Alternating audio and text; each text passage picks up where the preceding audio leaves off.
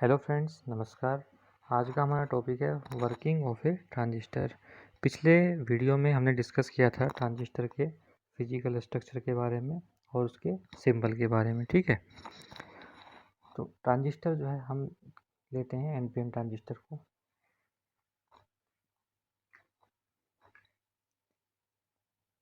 Transistor germanium या silicon के एक सिंगल क्रिस्टल में से बना होता है। इसमें 3 रीजन होते हैं।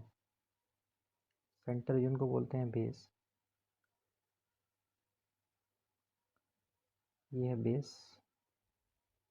और जो आउटर 2 रीजन होते हैं, एक एमिटर दूसरा कलेक्टर। एमिटर और ये है कलेक्टर। अब ये है एनपीएन ट्रांजिस्टर, तो एन, पी और एन, ये एमिटर टर्मिनल, ये बेस टर्मिनल और ये हमारा कलेक्टर टर्मिनल। ठीक है, तो हम जर्मेनियम या सिलिकॉन के किसी भी सिंगल क्रिस्टल में डोपिंग ऐड करके 3 रीजन को फॉर्म करते हैं। ठीक है, ये हमारा जो है एन रीजन, ये एमिटर और ये बेस और ये कलेक्टर। अब इसमें जो पिछले वीडियो में लेक्चर में बताया था कि जैसे कि हम यहाँ पे दोनों, चूँकि एन रीजन है तो दोनों को इंटरचेंज कर सकते हैं या नहीं कर सकते।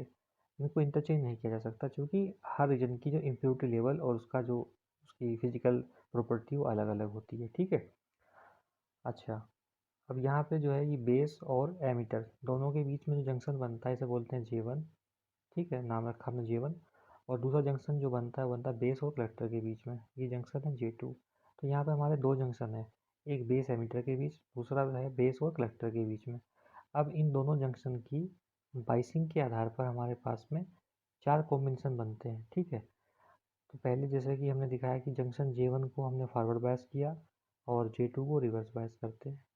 दूसरा केस होगा कि पहले को फॉरवर्ड बायस और दूसरे को फॉरवर्ड बायस, फिर होगा ये रिवर्स बायस और ये फॉरवर्ड बायस, फिर होगा रिवर्स बायस और ये रिवर्स बायस। ठीक है, तो इस प्रकार से हमारे पास में 4 कॉम्बिनेशन बने। तो इसके आधार पर ट्रांजिस्टर के किस मोड में ऑपरेट कर रहे हैं ये हम बता सकते हैं। ये मोड ऑफ ऑपरेशन, तो ये मोड ऑफ ऑपरेशन। तो जब पहले हमारा ये जंक्शन J1 अगर फॉरवर्ड बायस में है और J2 रिवर्स बायस में है तो इसको बोलते हैं एक्टिव मोड। अच्छा, सेकंड, जब ये फॉरवर्ड में है ये भी फॉरवर्ड में है तो इसको बोलते हैं सैचुरेशन।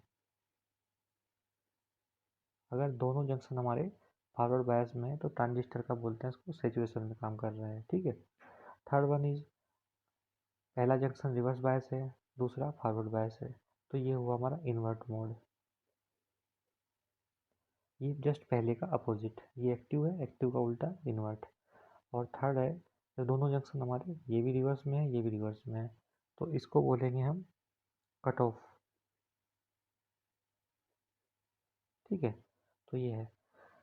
अच्छा, अब जो इस पे जो है इस ट्रांजिस्टर की बाइसिंग करते हैं, कैसे करेंगे। हम लेते हैं पहला केस, एक्टिव मोड। तो एक्टिव मोड में क्या है कि जंक्शन जो है J1 को करना है फॉरवर्ड बायस और J2 को करेंगे रिवर्स बायस में। अच्छा, एक चीज़ और है, ट्रांजिस्टर को हम BJT भी बोलते हैं, बाई पोलर जंक्शन ट्रांजिस्टर। तो BJT क्यों कहते हैं,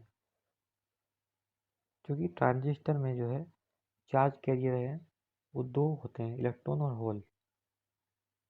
तो ये है हमारा जंक्शन J1, जंक्शन J2। अच्छा, अब हमें इसे करना है फॉरवर्ड बायस। तो यहाँ पे हम जो बैटरी कनेक्ट करेंगे, ठीक है, क्योंकि ये है एन पी एन, तो बैटरी का नेगेटिव एन से और पॉजिटिव जुड़ेगा बेस से, और ये हमने स्विच लगाया इसमें S1। ठीक है, अच्छा, ऐसे ही अब इसको करना रिवर्स बायस, तो रिवर्स बायस के लिए क्या होगा, बैटरी का पॉजिटिव जुड़ेगा इस तरफ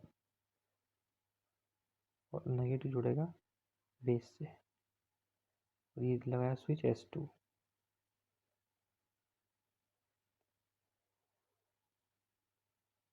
ठीक है। तो शुरू में क्या होता है कि जब कोई बैटरी नहीं लगाते तो इस जंक्शन पे आयंस होते हैं, तो इधर जो एन साइड में हमारे पॉजिटिव आयन होंगे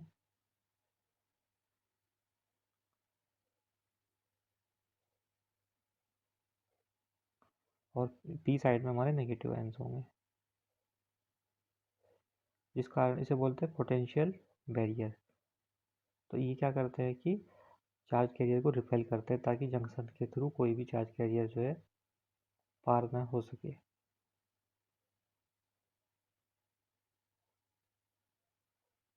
जैसे ही बाहर से कोई वोल्टेज सोर्स अप्लाई करते हैं जिससे कि हमारा जो है इस पोटेंशियल बैरियर को ओवरकम कर सके, तो चार्ज कैरियर्स को क्रॉस करता है जिससे कि इस जंक्शन के थ्रू डिफ्यूजन करंट फ्लो करना स्टार्ट कर देती है। सेम ऐसे यहाँ पे पी साइड में नेगेटिव आयन होंगे। ये आयन क्या होते हैं, ये क्रिस्टल लैटिस में बंधे होते हैं, ये कभी मूव नहीं करते, केवल जो इलेक्ट्रॉन और होल होते हैं वही हमारे करंट फ्लो के लिए रिस्पॉन्सिबल होते हैं। ये नेगेटिव आयंस, तो आयंस को दिखाया सर्कल से, ठीक है। ये पॉजिटिव आयंस इधर, ओके। तो स्टार्टिंग में क्या है, जब हमने बैटरी कनेक्ट नहीं की, ओपन है, तो ये हमारे पास में डिप्लीशन रीजन है यहाँ पे, ठीक है। तो इसमें से कोई चार्ज कैरियर फ्लो नहीं कर पा रहे हैं, ठीक। ये डिप्लीशन रीजन यहाँ तक, इधर ऐसे ही सेम इस जंक्शन पे, जंक्शन J1, ये जंक्शन J2, ओके। अच्छा, अब यहाँ पे हम क्या करेंगे, दो केस करेंगे। जब पहले S1 को क्लोज करेंगे, ठीक है, S2 ओपन रहेगा, और सेकंड टाइम S2 को क्लोज करेंगे, S1 ओपन। तो इस बैटरी का नाम रखा हमने VEE। ये बैटरी हमारी VCC, ये हमारा एमीटर, ये हमारा है बेस टर्मिनल, और ये है कलेक्टर टर्मिनल, ओके।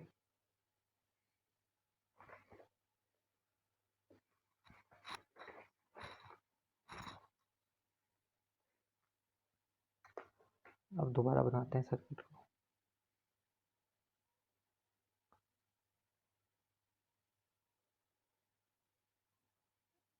ये एमीटर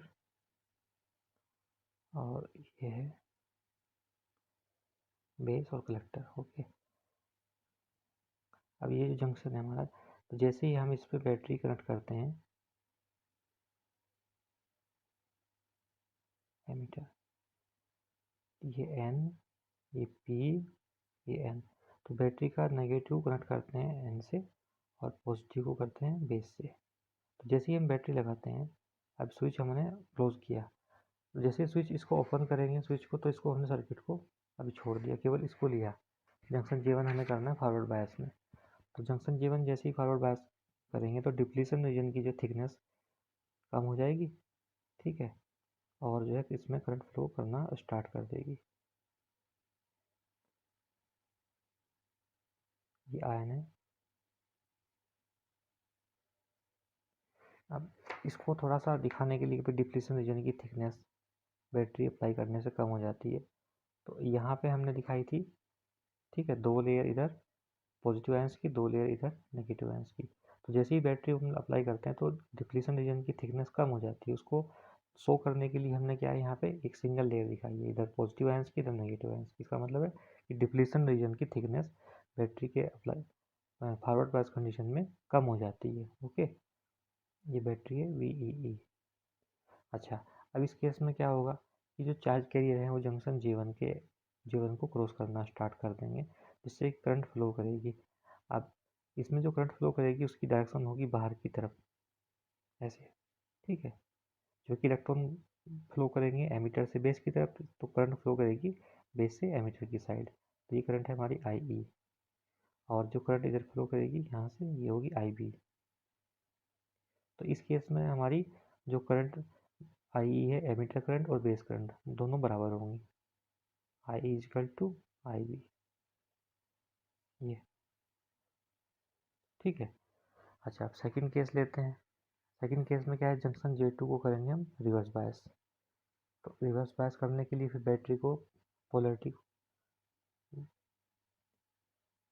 अभी दिखाते हैं यहाँ पे, ये है हमारा एनपीएन ट्रांजिस्टर। सेम ऐसे ही इसमें भी, ये हमारा है एमिटर, बेस और ये कलेक्टर, ठीक है। अब ये है एन, पी और एन। अब इस जंक्शन J2 को करना है हमें रिवर्स बायस। तो रिवर्स बायस करने के लिए हम जो बैटरी कनेक्ट करेंगे बेस और कलेक्टर के बीच में, ये हमारा एमिटर है, ये बेस है और ये कलेक्टर टर्मिनल। तो ये जो स्विच S2 है इसको करेंगे क्लोज और बैटरी VCC हमारी कनेक्ट हो जाएगी एक्रॉस बेस और कलेक्टर, नेगेटिव पॉजिटिव, बैटरी का पॉजिटिव कलेक्टर से, बैटरी का नेगेटिव बेस से, ठीक है। ये पी टाइप है, ये एन टाइप है। तो पीएन जंक्शन को रिवर्स बायस करने के लिए पी को जोड़ते हैं बैटरी के नेगेटिव से और एन को जोड़ते हैं बैटरी के पॉजिटिव से। तो ये जो पीएन जंक्शन है हमारा, ये हो जाएगा रिवर्स बायस में। तो इस केस में क्या होगा, जब रिवर्स बायस करते हैं तो इस डिप्लीशन रीजन की जो यहाँ पे दिखाई थी ये वाली, तो डिप्लीशन रीजन की जो है थिकनेस और ज़्यादा बढ़ जाएगी पहले से, ठीक है। तो इसमें चार्ज कैरियर फ्लो जो है कोई नहीं कर पाएंगे, केवल माइनॉरिटी कैरियर्स ही इसको पास कर सकते हैं। अब देखिए, पहले हमने इसको दिखाया 2 लेयर से, अब इसको थोड़ा रिप्रेजेंट करने के लिए 3 लेयर दिखा देंगे, ठीक है। आयंस की, ये नेगेटिव आयंस है, negative ion, negative ion, positive ion, positive ion, positive ion. तो एक लेयर, सेकंड लेयर फिर negative, negative, negative, positive, positive, second layer हुई। थर्ड लेयर एक और दिखा देते हैं। इससे केवल ये रिप्रेजेंट किया है कि बैटरी को रिवर्स बायस में जोड़ने से पी जंक्शन के अक्रॉस डिप्लीशन रीजन की थिकनेस जो है बढ़ के ज़्यादा हो जाती है। अब इस जंक्शन के अक्रॉस जो है चार्ज कैरियर का फ्लो होना बहुत ही कम हो जाएगा, ठीक है। केवल माइनॉरिटी कैरियर फ्लो कर पाएंगे और जो माइनॉरिटी कैरियर्स होते हैं वो थर्मली जनरेटेड होते हैं, ठीक है। तो अब इस केस में जो करंट फ्लो होगी IB, ये, और ये है हमारी IC,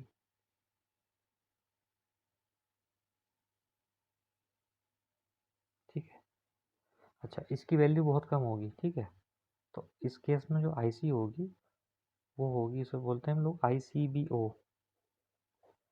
तो ये होगी ड्यू टू माइनॉरिटी कैरियर्स। इसमें जो कि कुछ जो बेस है, बेस में कुछ इलेक्ट्रॉन भी होंगे, उसी प्रकार से जो एन रीजन है कलेक्टर का उसमें कुछ हमारे होल्स भी होंगे।